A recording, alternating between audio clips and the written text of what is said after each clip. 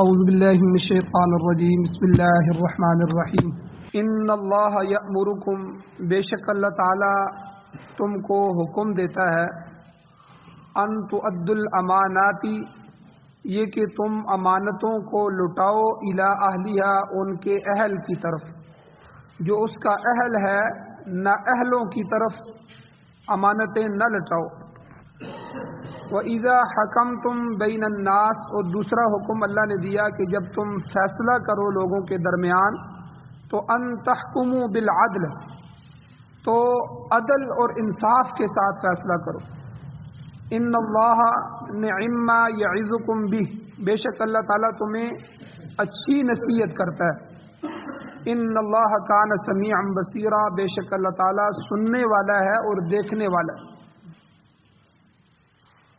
سپارہ number 5 سورت number 4 سورت النساء آیت نمبر 58 آپ کے سامنے تلاوت ہوئی ہے، آپ نے اس کا ترجمہ سنا۔ اس آیت کے متعلق 2 درس اس سے پہلے گزر چکے ہیں کہ جن کا خلاصہ یہ ہے کہ کسی طرح کی بھی امانت ہو، ان امانتوں کے متعلق اللہ تعالیٰ نے ہمیں حکم دیا ہے کہ ان امانتوں کو ان کے اہل لوگوں کی طرف لٹاؤ۔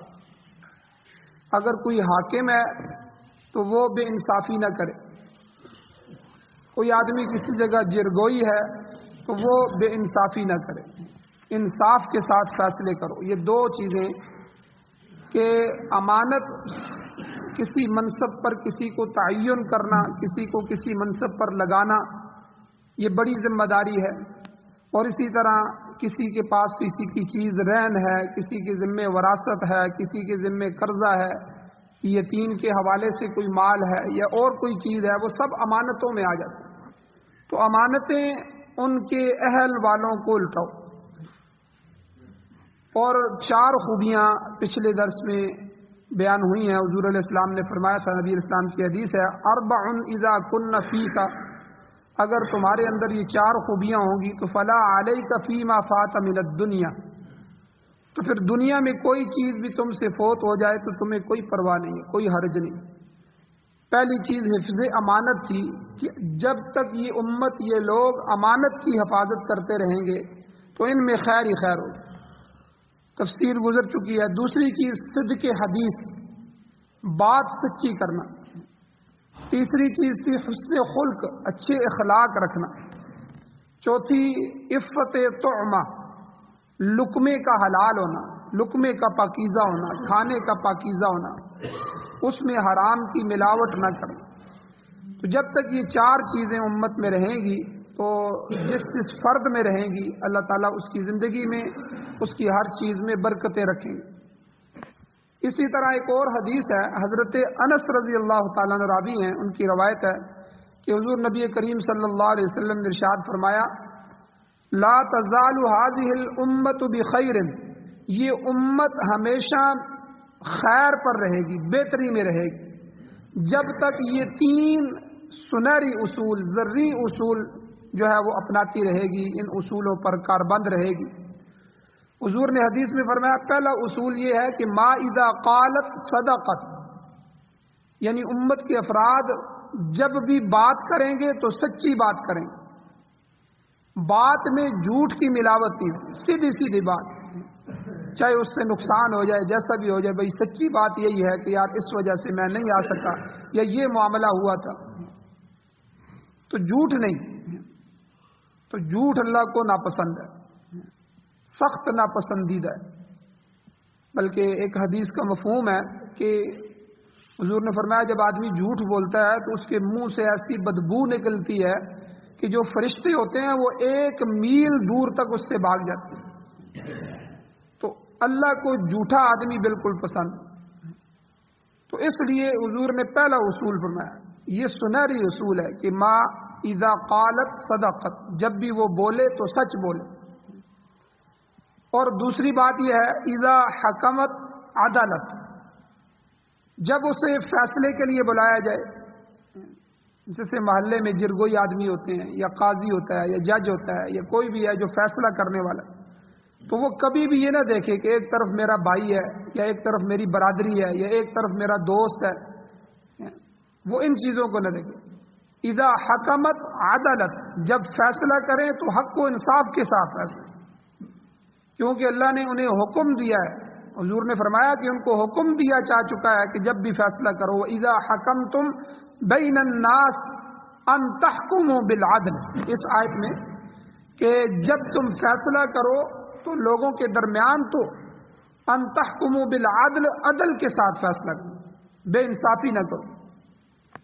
تیسرا اصول حضور نے فرمایا اذا استرحمت رحمت، جب امت کے لوگوں سے رحم طلب کیا جائے تو وہ رحم کرے۔ آدمی کے دل میں رحم بھی ہونا چاہیے، اس لیے یہ جو جتنی بھی بری خصلتیں ہیں، یعنی جو آدمی حریص ہوگا دنیا کا، سود کھانے والا ہوگا، یہ بے رحم ہو جاتے ہیں، یہ معاشرے کے لیے بڑے خطرناک ہوتے ہیں، ان کو اپنے سود اپنے پیسے سے غرض ہوتی ہے، دنیا کے حریص کو بھی وہ اپنے بھائی کو بھی معاف نہیں کرتے۔ تو اس لیے رحم جو ہے، اور ایک حدیث میں حضور نے فرمایا کہ تم زمین والوں پر رحم کرو، آسمان والا تم پر رحم کرے، یعنی اگر اللہ سے رحم کی توقع رکھتے ہو کہ اللہ تعالی ہمارے اوپر دنیا میں بھی رحم فرمائے اور آخرت میں بھی رحم فرمائے، تو تم بھی اللہ کی مخلوق پر رحم کرو۔ تو یہاں بھی تیسرا اصول، تیسری چیز اللہ کے نبی نے فرمائی اذا استرحمت رحمت، جب امت کے لوگوں سے رحم طلب کیا جائے تو وہ رحم کرے۔ تو فرمایا کہ اگر یہ تین اصول امت سے خارج ہو گئے، جب یہ تین اصول امت میں نہیں رہیں گے تو وہ فتنے میں مبتلا ہو جائیں گے۔ تو بہرحال آپ علیہ الصلوۃ والسلام نے ان تین اصولوں کی پابندی کی ترغیب دی۔ امام ابو بکر جساس رحمۃ اللہ علیہ یہ مفسر قرآن گزرے ہیں، انہوں نے اپنی تفسیر میں حضرت عبداللہ ابن عباس رضی اللہ تعالی عنہما کا ایک واقعہ نقل کیا کہ کسی شخص نے آپ کو برا بھلا کہا، آپ کو گالی دی، تو اس کے جواب میں حضرت عبداللہ ابن عباس رضی اللہ تعالیٰ عنہما نے فرمایا انک لتشتم، تم مجھے گالی دیتے ہو حالانکہ میں کسی مسلمان کا بدخواہ نہیں ہوں۔ گالی تو کسی برے آدمی کو بھی نہیں دینی چاہیے، تو چہ جائے کہ تو مجھے گالی دیتا ہے۔ تو پھر آپ نے فرمایا کہ میرے اندر تو تین اوصاف پائے جاتے ہیں، یعنی بتانے کا ان کا مقصد یہ تھا کہ جس آدمی کے اندر تین اوصاف پائے جائیں ان کو برا بھلا مت کہو۔ کہا کہ پہلی بات یہ ہے کہ انی لاتا علی الآیہ، کہ جب میں قرآن پاک میں سے کوئی آیت بھی پڑھتا ہوں، اللہ تعالیٰ نے میرے اوپر یہ مہربانی فرمائی ہے، جب بھی کوئی آیت پڑھتا ہوں اور اس آیت کے ذریعے معانی اور مطالب، جو اس کے معانی اور اس کی تفسیر جاننے کے جو اسرار، جو چھپی ہوئی چیزیں اللہ تعالیٰ مجھ پر منکشف فرماتے ہیں، مجھ پر ظاہر فرماتے ہیں، تو میں یہ چاہتا ہوں کہ وہ سب کچھ دوسرے لوگ بھی جان لیں، یعنی میں تو دوسرے لوگوں کا بھلا کرنا چاہتا ہوں۔ ظاہر ہے کہ اپنے بھائیوں کے ساتھ یہ انتہائی درجے کی خیر خواہی ہے۔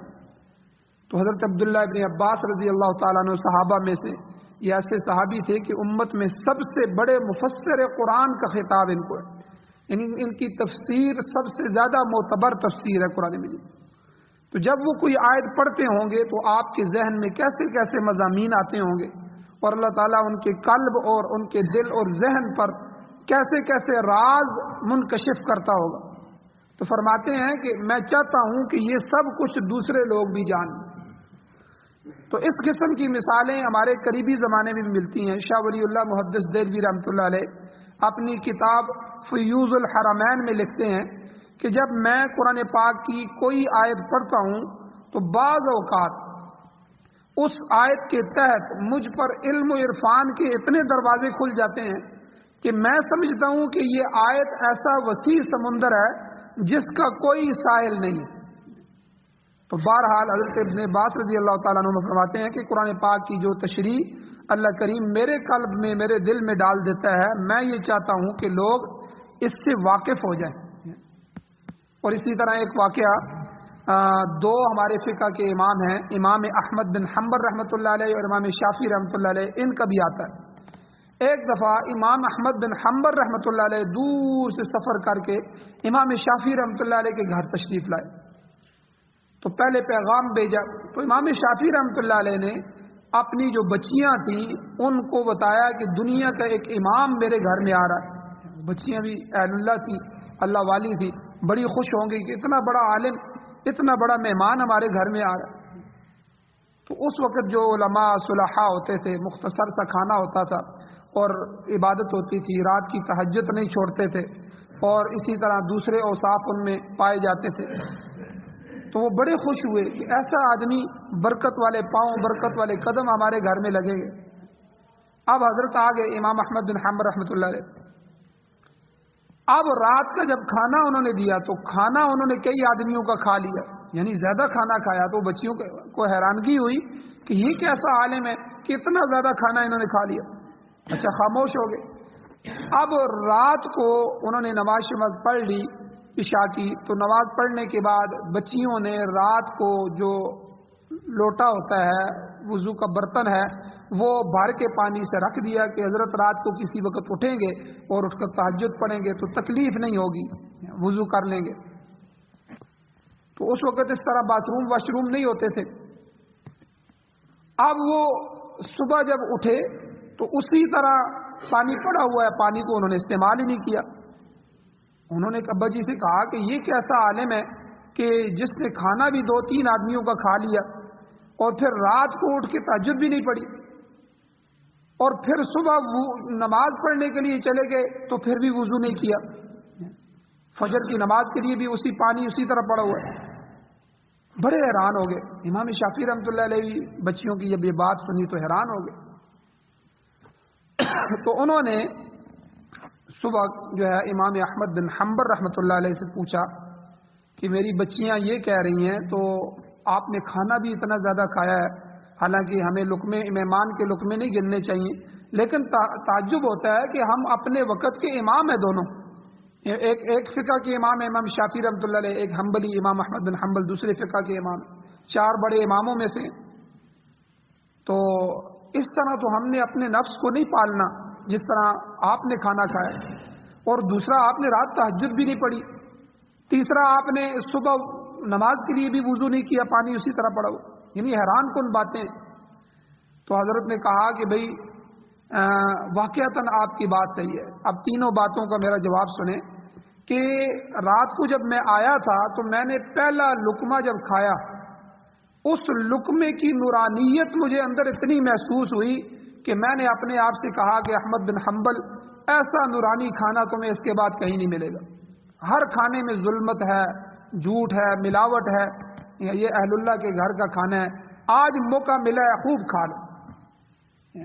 مجھے کھانے کی طلب نہیں تھی، لیکن چونکہ کھانا جزو بدن بنتا ہے، اندر جا کے بدن کا حصہ بنتا ہے، اسی کھانے کی وجہ سے، حلال کھانے کی وجہ سے آپ کے اندر انوارات آئیں گے. تھوڑا کما لیں، زیادہ کمانا ہمارے اوپر فرض نہیں ہے، تھوڑے لقمے کھا لیں لیکن حلال کے ہوں، اس کی وجہ سے دل بے چین نہیں ہوگا، دنیا کی پریشانیاں نہیں ہوگی.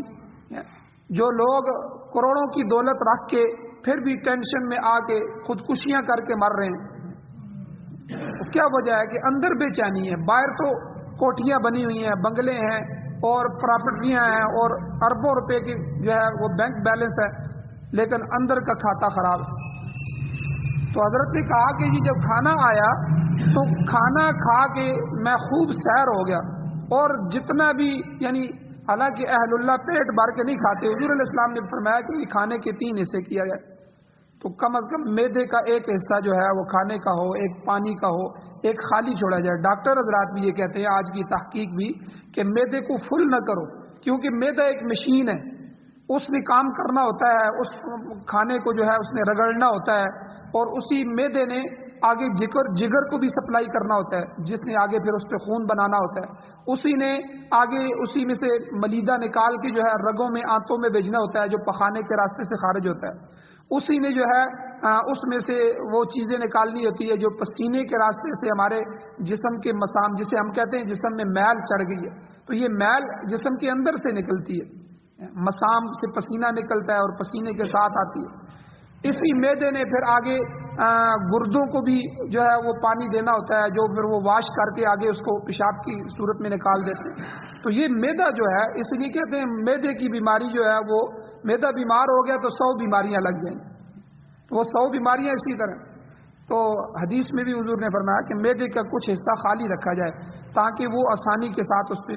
اور ڈاکٹر حضرات یہ کہتے ہیں کہ کم از کم آپ نے کوئی چیز کھائی ہے تو طبی اصولوں میں سے ہے کہ پھر 4-5 گھنٹوں تک مزید کوئی چیز نہ کھائیں، کیونکہ جب آپ معدہ کام کر رہا ہے، ابھی آپ نے کھایا ہے تو 2 گھنٹے کے بعد پھر کوئی جو ہے وہ اوپر سے چیز کھا لی، پھر 1 گھنٹے کے بعد کھا لی، یہ معدے کے لیے مسائل بن جائیں گے. وہ کیا کرے گا؟ وہ اگلے کو ہضم کرے یا دوسرا اوپر سے آنے والے پر کام شروع کرے.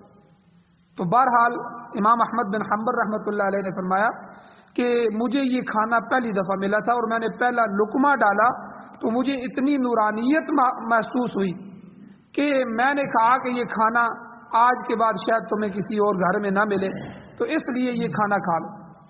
تو میں نے واقعی 2 بندوں کا کھانا کھایا، خوب سیر ہو کے کھایا.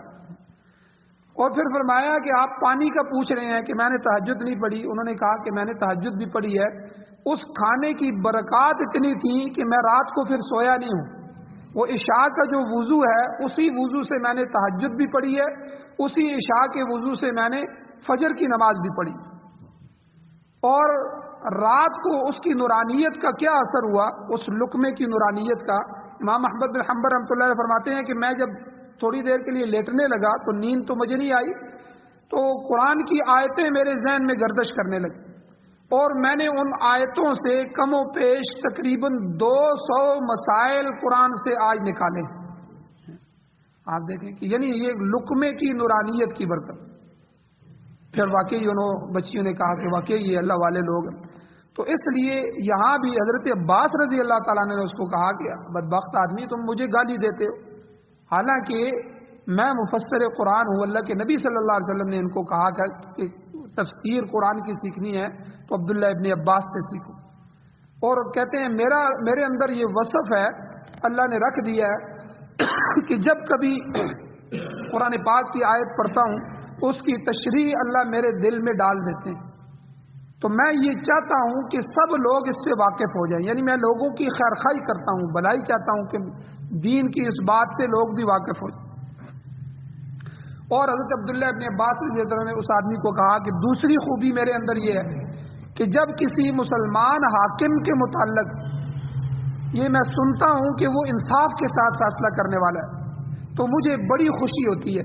حالانکہ مجھے کبھی ذاتی طور پر اس کے سامنے مقدمہ پیش کرنے کی ضرورت نہیں پڑی ہے اور شاید آئندہ بھی تعزیست یعنی موت تک ایسا موقع نہ آئے، تاہم اس کے انصاف پر مجھے خوشی ہوتی ہے کہ کوئی حاکم تو ہے جو انصاف کرنے والا ہے، لوگوں کے ساتھ اچھا سلوک کرنے والا ہے. تو یہ بھی لوگوں کے ساتھ خیرخواہی کی صفت ہے. اور تیسری صفت آپ نے فرمایا، تیسری بات یہ ہے کہ جب میں سنتا ہوں کہ کسی مسلمانوں کے علاقے میں باران رحمت ہوتی ہے تو مجھے بڑی خوشی ہوتی ہے. حالانکہ میرے پاس کوئی جانور نہیں ہے کہ وہاں اسے چرنے کی ضرورت ہو، تاہم مسلمان بھائیوں کی بھلائی سے مجھے دلی مسرت ہوتی ہے کہ بارش ہونے کی وجہ سے علاقے کے مسلمان خوشحال ہو جائیں گے. تو بہرحال میں بنی نوع انسان کا ایک خرخواہ آدمی ہوں اور تم مجھے گالی دیتے ہو. تو یہاں سے بھی یہ 3 صفات پتہ چلتی ہیں کہ امت کے اندر یہ 3 صفتیں بھی ہونی چاہیے. اور اسی طرح امام حسن بصری رحمۃ اللہ علیہ کا ایک قول ہے، وہ فرماتے ہیں کہ اللہ تعالیٰ نے حاکموں سے، جو حاکم بنتے حکام، ان سے 3 چیزوں کا وعدہ لیا ہے، عہد لیا ہے کہ مجھ سے 3 چیزوں کا عہد کرو. پہلی بات کہ ولا تتبع الہوا، مسلمانوں کے حاکم یا امیر کے لیے لازم ہے کہ وہ رعایا کے حقوق کا خیال رکھے، اپنی ذاتی خواہشات کی پیروی نہ کرے. ولا تتبع الہوا، ذاتی خواہشات کی پیروی نہ کرو. رعایا کو دیکھو، جو عوام ہے ان کو دیکھو، ان کے حقوق کا خیال رکھو. عام طور پر آج کی دنیا میں حق کی پیروی کرنے والے لوگ بہت کم حاکم ہیں. ان میں سے زیادہ تر جو ہیں وہ دنیا کے حریص ہیں، نفسانی خواہشات کی بیماری میں مبتلا. تاہم اللہ تعالیٰ نے، حسن بصری فرماتے ہیں، ان سے عہد لیا ہے کہ وہ ذاتی خواہشات کی پیروی نہیں کریں گے تو بلکہ عوام کی رعایت کریں گے. اور دوسرا اللہ تعالیٰ نے حکام سے دوسرا وعدہ یہ لیا کہ ان یخشوا، کہ وہ خدا سے ڈریں. حاکم کے دل میں اللہ تعالیٰ نے قرآن مجید میں فرما دیا واللہ احق ان تخشاؤ، یہ خدا تعالیٰ کا حق ہے کہ اس سے خوف کھایا جائے، اللہ سے ڈرا جائے۔ اگر حاکم میں خوف خدا پیدا ہو گیا تو پھر وہ حق و انصاف کی حکومت کریں گے، ظلم و جور کا خاتمہ ہو جائے گا، پھر ظلم نہیں ہوگا، وہ انصاف پہ رہے گا۔ اور سب سے بڑی چیز انصاف کے لیے اللہ کا خوف ہے۔ جس دل میں اللہ کا خوف نہیں ہے وہ کبھی انصاف بھی نہیں کرے گا۔ اور تیسری بات جس کا اللہ تعالیٰ نے حاکموں سے عہد لیا ہے وہ یہ ہے اللہ تشترو بآیاتی ثمنا قلیلا، کہ میری آیتوں کے بدلے میں حقیر مال حاصل نہیں کرو۔ بسا اوقات ایسا بھی ہوتا ہے کہ حکام رشوت لے کر اللہ کے احکام کو بیچ دیتے ہیں اور فیصلہ حق و انصاف کے خلاف کرتے ہیں۔ فرمایا اللہ نے مجھ سے یہ عہد لے رکھا ہے کہ وہ ایسا کام نہیں کریں۔ رقم کے بدلے میں مسئلہ بدلنا، اور ابھی یہ 2-4 دنوں کا واقعہ ہے، جامعہ عروۃ الوثقیٰ، یہ رافضیوں کا، شیعوں کا ایک جامعہ ہے لاہور میں، وہاں کئی بے ضمیر اور ضمیر فروش سنی علماء بھی جمع ہوئے، ان کے سامنے وہ صحابہ کرام کو گالیاں نکالتے رہے، ان کو برا بھلا کہتے رہے اور بیٹھ کے وہ سنتے رہے۔ تو یہ بھی رقم کے بدلے میں ٹھیک ہے عقیدے کو بیچنے والی بات کہ ان کو چیک مل گیا، اس چیک کے بدلے میں وہ خاموش رہے اور وہ صحابہ پر بھونکتے رہے۔ اور اسی طرح اہل بدعت جو ہوتے ہیں، بدعتی لوگ، وہ بھی پیسوں کے لیے بدعت کو رواج دیتے ہیں۔ جیسے جنازے کے بعد ہیلا ہے، ہیلا کرنا جو ہے یہ قرآن و سنت سے ثابت نہیں ہے۔ اب ہیلا کیوں کیا جاتا ہے؟ اس میں رقم پھیری جاتی ہے، پیسوں کا مسئلہ ہے۔ اسی طرح کل ہے، جمراتے ہیں اور عرس وغیرہ ہے۔ اب پیر صاحب کو ایک عرس پہ جو ہے وہ گاڑیاں مل رہی ہیں، پیر صاحب کے لیے بکرے لائے جا رہے ہیں، پیر صاحب کی پورے سال کی 2 سال کی گندم عرس پہ مرید لے کے آ جاتے ہیں۔ تو اب عرس وغیرہ اور یہ ساری جتنی بھی چیزیں ہیں ان کا اسلام کے ساتھ کوئی تعلق نہیں۔ تو ان کو اہل بدعت نے کس لیے رواج دیا ہے؟ اپنے پیٹ کے لیے، اور اس کو دین کا حصہ بنانے کی کوشش کی۔ تو اس لیے امام حسن بصری رحمۃ اللہ علیہ نے فرمایا کہ تیسرا حاکم سے یہ عہد لیا گیا ہے کہ اللہ تشترو بآیاتی ثمنا قلیلا، کہ اللہ نے فرمایا کہ میری آیتوں کو تھوڑی سے پیسے لے کر بیچنا نہیں ہے۔ تو یہ بیان کرنے کے بعد ان تینوں باتوں کی تائید کے لیے امام حسن بصری رحمۃ اللہ علیہ نے قرآن پاک کی 3 آیتیں تلاوت فرمائی کہ اللہ بھی قرآن پاک میں یہی فرماتے ہیں۔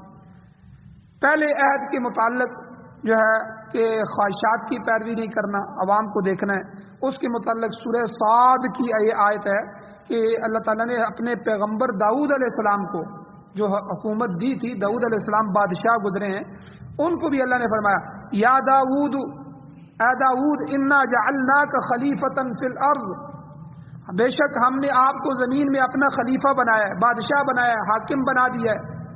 فاحکم بین الناس بالحق، آپ لوگوں کے درمیان حق کے ساتھ فیصلہ کریں۔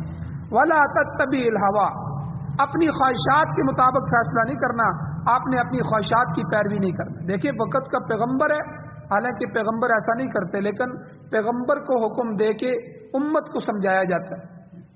ہمارے بھی حضور علیہ السلام کو جتنی باتوں کا حکم دیا گیا وہ اصل پیغمبر کے ذریعے امت کے لیے حکم ہے۔ تو یہاں داؤد علیہ السلام کو مخاطب کر کے قرآن مجید میں فرمایا گیا۔ اور اس کے بعد دوسری جو آیت ہے خوف خدا کے متعلق کہ حاکم کے لیے خوف خدا لازم ہے، تو آپ نے یہ آیت تلاوت فرمائی فلا تخشوا الناس واخشونی، اللہ تعالیٰ کا فرمان ہے کہ مجھ سے ڈرو، لوگوں سے نہ ڈرو۔ تو کیونکہ اگر خوف خدا دل سے نکل گیا تو پھر ظلم و جور اس کا بازار گرم ہو جائے گا، ہر طرف ظلم ہی ظلم ہوگا، بے انصافی ہوگی، رعایا کی نہ جان محفوظ ہوگی، نہ عزت محفوظ ہوگی، نہ ان کا مال محفوظ ہوگا۔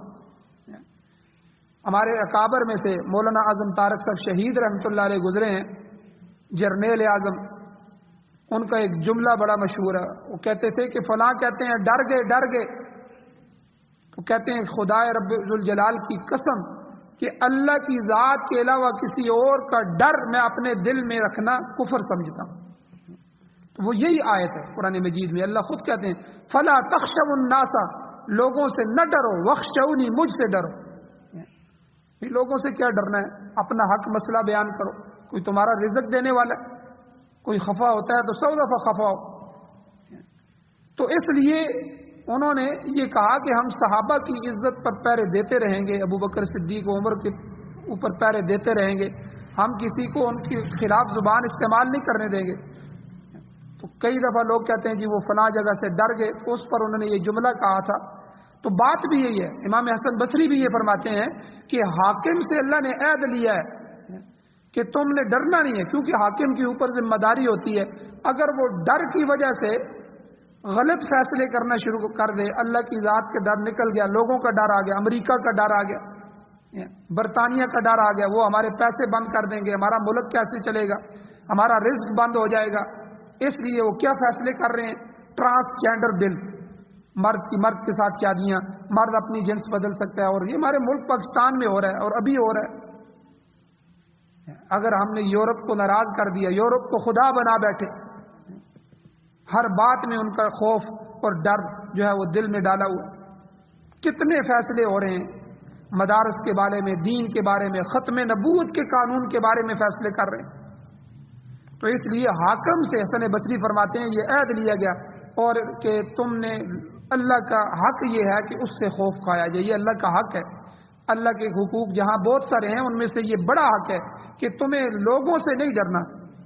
فلا تخشوا الناس، یہ پیغمبروں کو کہا گیا لوگوں سے نہیں ڈرنا، کیونکہ پیغمبر وقت کا نبی ہوتا ہے. پیغمبر اسی لیے قوم کو جا کے دعوت دیتے تھے اچھے طریقے سے. کئی پیغمبر ایسے تھے کتنے ہو کہ انہوں نے شہید کر دیا، کئی پیغمبروں کو آرے سے چیرا گیا، کئیوں کو چلتے ہوئے تیل کے کڑاؤں میں ڈال دیا گیا، کئیوں کو ہجرت پر مجبور کر دیا گیا. کئی پیغمبر ایسے تھے کہ جو ہے جن کے ساتھ انتہائی بدتمیزی ظلم کیا گیا، کئیوں کو پتھر مار مار کے زخمی کیا گیا اور کئیوں کو جو ہے ہر طرح کی تکلیف دی گئی. لیکن پیغمبر کے دل میں خوف خدا کے علاوہ کسی کا خوف نہیں ہوتا. تو یہ ضابطہ اللہ نے قرآن میں بیان فرمایا، فلا تخشوا الناس واخشونی، کہ ٹھیک ہے تم نے مجھ سے ڈرنا ہے، میری ذات کے علاوہ لوگوں میں سے کسی سے نہیں ڈرنا. پھر حکام کی تیسری ذمہ داری جو تھی اس کے متعلق کہ حکام انصاف کے ساتھ فیصلہ کریں اور میری آیتوں کو تھوڑے پیسے دے کے دین کو فروخت نہ کریں. اور یہاں تو ہمارے حاکم کہتے ہیں جی، مولویوں کو ہمیں کہتے ہیں کہ تم ہمارے ترقی کی راہ میں رکاوٹ ہو، یعنی ہم سود چلانا چاہتے ہیں تو تم سود کے مقابلے میں آ جاتے ہو، لوگوں کو سود لینے پر روکتے ہو. تو گویا کہ علماء کو یہ کہا جا رہا ہے، بلکہ یہ تک یہاں تک بھی کئی علماء سے کہا گیا کہ کچھ مہربانی کریں اس کو جائز کروا دیں، ہمارا ملک کیسے چلے گا سود کے بغیر. ظالموں تم نے سود در سود اور سود در سود لے لے کے پوری قوم کو مقروض کر دیا. سود پر بھی کوئی گھر چل سکتا ہے؟ ایک آدمی کوئی کام نہ کرے، کوئی سسٹم نہ کرے اور گھر کو اس سے پیسے لے سود پر، پھر آ کے گھر چلا دے، وہ ختم ہو تو دوسرے سے پیسے لے، یہ کوئی گھر چلے گا؟ اور عوام کے اوپر اتنا بوجھ ڈال دیا ہے کہ ایک یونٹ جو تمہاری اپنی بڑھ رہی ہے، کئی حکومتیں ہمیں سستی بجلی دینے کے لیے تیار ہیں لیکن یہ نہیں لے سکتے کیونکہ پھر ہم سود کی قسطیں کہاں سے بھریں گے. اور پھر ذہن یہ بنایا ہوا ہے کہ سود کے بغیر تو ملک چل ہی نہیں سکتا. حالانکہ حاکم کی ذمہ داری ہے کہ جو ہے وہ اللہ کی آیتوں کو نہ بیچیں، جو اللہ کے احکامات آ چکے ہیں ان احکامات کو جائز کرنے کی کوشش نہ کرو. اس تیسری ذمہ داری کے متعلق حسن بصری رحمۃ اللہ علیہ نے آیت پڑھی، وَمَن لَّمْ يَحْكُم بِمَا أَنزَلَ اللَّهُ، جو اللہ نے نازل کر دیا، جو لوگ اس کے مطابق حکومت نہیں کرتے، اس کے مطابق فیصلہ نہیں کرتے، فَأُولَٰئِكَ هُمُ الْكَافِرُونَ، وہ کافر ہیں، ایسے لوگ کافروں میں سے ہیں. آج ہمارے پاکستان میں بھی شریعت نہیں ہے، شریعت کے مطابق فیصلے نہیں ہوتے، تو ہمارا کیا حکم ہے؟ قرآن کا یہ آیت دیکھو، وَمَن لَّمْ يَحْكُم، جو فیصلے نہیں کرتے، بِمَا أَنزَلَ اللَّهُ، اس کتاب کے مطابق، ان احکامات کے مطابق جو اللہ نے نازل کر دیے ہیں، فَأُولَٰئِكَ هُمُ الْكَافِرُونَ، اللہ کہتے ہیں ایسے لوگ بلا شبہ کافر ہیں.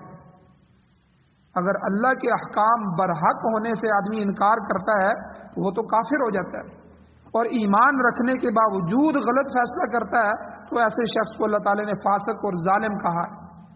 اور یہ لوگ تو بالکل جو ہے وہ سود کو جائز سمجھتے ہیں. تو یعنی اللہ کے حلال کو حرام سمجھنا، اللہ کے حرام کردہ چیز کو حلال سمجھنا، یہ تو کافر بنا دیتا ہے، یہ تو ایمان ختم. ہاں اگر اس کو حلال کو حلال سمجھے، حرام کو حرام جانے، پھر غلط کام کرے تو یہ گناہگار ہے، یہ فاسق ہے، ظالم ہے، کافر نہیں ہے۔ تو بہرحال نظام حکومت چلانا یہ بہت مشکل کام ہے۔ دنیا دار اسے آسان سمجھ کر اور ذمہ داریوں کا بوجھ اٹھانے کے لیے تیار ہو جاتے ہیں۔ ہر بندہ کہتا ہے جی جائز اور ناجائز طریقے سے میں حاکم بن جاؤں، بس کوشش کرتے ہیں۔ حضور علیہ الصلوۃ والسلام کا فرمان بھی ہے کہ قیامت کے دن ہر صاحب اقتدار آدمی جو ہوگا، ہر حاکم، وہ ندامت اور حسرت اور افسوس میں ہوگا۔ اس دن وہ تمنا کرے گا، حدیث میں آتا ہے کہ کاش میں دنیا میں حاکم نہ بنتا۔ رعایا کے جو حقوق، عوام کے جو حقوق اور مظالم اس کی گردن پر ہوں گے، نا انصافیوں کے جو تلواریں اس کے گلے میں لٹک رہی ہوں گی، اور مظلوم آدمی تو جنت میں چلا جائے گا جس پر اس کی حکومت میں ظلم ہوا، اور اس کے بدلے میں حاکم کو دوزخ میں پھینک دیا جائے۔ حضرت عمر رضی اللہ تعالیٰ عنہ کے سامنے یہ حدیثیں تھیں، حضرت عمر کئی دفعہ تڑپ جاتے تھے، حاکم وقت تھے، کبھی کوئی ایسا واقعہ دیکھتے، ایک دفعہ ایک خیمے سے گزرے تو بچے کے رونے کی آواز آ رہی تھی، پھر گشت کر کے واپس آئے تو پھر وہ بچہ رو رہا تھا، تو دروازہ کھٹکھٹایا تو اندر آواز آئی عورت کی، اس کو کہا کہ اپنے بچے کو خاموش کیوں نہیں کرواتی؟ انہوں نے کہا کہ بات یہ نہیں ہے، بات یہ ہے کہ آپ کون آدمی ہیں مجھے یہ پتہ نہیں، لیکن بات اصل میں یہ ہے کہ امیر المؤمنین حضرت عمر رضی اللہ تعالیٰ نے قانون بنایا ہے کہ جب تک بچہ دودھ نہیں چھوڑے گا اس کا وظیفہ نہیں لگے گا، میں بچے کو دودھ چھڑا رہی ہوں۔ حضرت عمر رضی اللہ تعالیٰ نے بیٹھ کے اور سر پہ ہاتھ رکھ لیا، عمر تیری وجہ سے کتنے بچے جو ہیں وہ ہلاک ہو گئے۔ اس کے بعد فوراً جا کے قانون بنایا کہ جس دن بچہ پیدا ہوگا اسی دن سے اس کا وظیفہ جاری، یعنی مائیں پھر وہ دودھ چھڑاتی ہیں کہ اس کا وظیفہ جاری ہو جائے بیت المال سے۔ یعنی اپنے آپ کو کہا کہ اے عمر، اگر دریائے فرات کے کنارے ایک کتا بھی تیری حکومت میں بھوکا مر گیا تو قیامت والے دن تجھے پوچھا جائے گا۔ یہ حاکم تھے کہ میری حکومت اور تجھے پتہ ہی نہیں ہے کہ تیری حکومت میں کیا ہو رہا ہے، کتے بھی بھوکے مر رہے ہوں، کتوں کی بھی فکر ہے۔ اور یہاں سر پہ ہاتھ رکھ لیا اور کہا کہ عمر تیری وجہ سے کتنے بچے ہلاک ہوئے ہوں گے، کتنی ماؤں نے ان کو وقت سے پہلے دودھ چھڑایا ہوگا کہ ان کا وظیفہ جاری ہو جائے۔ تو یعنی حاکم کے لیے حضور نے فرمایا قیامت والے دن، آج تو دنیا میں بڑی شان و شوکت سے حکومت کی جاتی ہے، مگر جب قیامت کے دن جزائے عمل کا وقت آئے گا تو حسرت اور ندامت اور افسوس کے علاوہ کوئی چیز حاصل نہیں ہوگی۔ تو یہاں اللہ نے ہمیں حکم دیا کہ بے شک اللہ تعالیٰ ان تؤدوا الامانات الی اہلیہا ان اللہ یأمرکم، اللہ تمہیں حکم دیتے ہیں کہ تم امانتیں ان کے اہل کی طرف لوٹا دو، اور جب لوگوں کے درمیان فیصلہ کرو تو انصاف کے ساتھ فیصلہ کرو۔ ان اللہ نعم ما یعظکم بہ، بے شک اللہ تعالیٰ تمہیں اچھی چیز کی نصیحت کرتا ہے، اس کے احکام پر عمل کرو گے تو تمہارا نظام درست ہو جائے گا، تمہارا معاشرہ، تمہاری سوسائٹی پاک ہو جائے گی، اور تم بلا خوف و خطر خوشحال زندگی بسر کرو۔ دین کے علاوہ تو خوشحالی ہے ہی۔ ان اللہ کان سمیعا بصیرا، بے شک اللہ تعالیٰ سمیع ہے، وہ ہر ایک کے ظاہر اور باطن قول کو سنتا ہے، وہ بصیر ہے کہ ہر شخص کا قول اور فعل اس کی نگاہ میں ہے۔ سورہ فجر میں اللہ تعالیٰ نے فرمایا ان ربک لبالمرصاد، بے شک تمہارا رب گھات میں بیٹھا ہوا ہے، یعنی چھپ کے جو آدمی کسی کے گھات میں نہیں بیٹھا ہوتا، وہ تمہارے سارے افعال سے، تمہارے کردار سے واقف ہے، سارے تمہارے قول اور تمہاری باتیں سن رہا ہے، تمہارے اعمال دیکھ رہا ہے، اس کا نتیجہ ایک وقت معین پر سامنے آئے گا۔ اس لیے ہر بندے کو اپنی زبان بھی درست کرنی چاہیے، اپنا کردار بھی درست کرنا چاہیے، اپنے اعمال بھی درست کرنے چاہیے۔ اللہ تعالیٰ سے دعا ہے اللہ عمل کی توفیق عطا فرمائے۔ آمین۔ الحمدللہ رب العالمین والعاقبۃ للمتقین والصلاۃ والسلام علی رسولہ النبی الأمی الکریم۔ یا اللہ ہماری کمیوں کو تہیوں کو معاف فرمائیے، درگزر فرمائیے، صغیرہ کبیرہ گناہوں کو معاف فرمائیے۔ یا اللہ کمیوں کو تہیوں کو معاف فرمائیے، سعادت والی زندگی اور شہادت والی موت نصیب فرمائیے۔ یا اللہ قرآن و سنت کی حکومتیں نصیب فرمائیے، قرآن و سنت کا غلبہ نصیب فرمائیے۔ یا اللہ ایسے حاکم نصیب فرمائیے جو رحم کرنے والے ہوں، خوف خدا رکھنے والے ہوں، یا اللہ آپ کی ذات سے ڈرنے والے ہوں، دنیا کی کسی طاقت کو بھی یا اللہ اپنے سامنے اپنے اوپر لاگو کرنے والے نہ ہوں۔ یا اللہ ایسے نیک صالح حکمران ہمیں نصیب فرمائیے۔ یا اللہ جو بیمار ہیں ان کو شفا عطا فرمائیے، جو مشکلات کے اندر پھنسے ہیں ان کی مشکلات کو دور فرمائیے، ہم سب کا خاتمہ ایمان پر فرمائیے۔ صلی اللہ تعالی علی خیر خلقہ محمد وآلہ وأہل بیتہ وازواجہ وذریتہ وعطرتہ اجمعین برحمتک یا ارحم الراحمین۔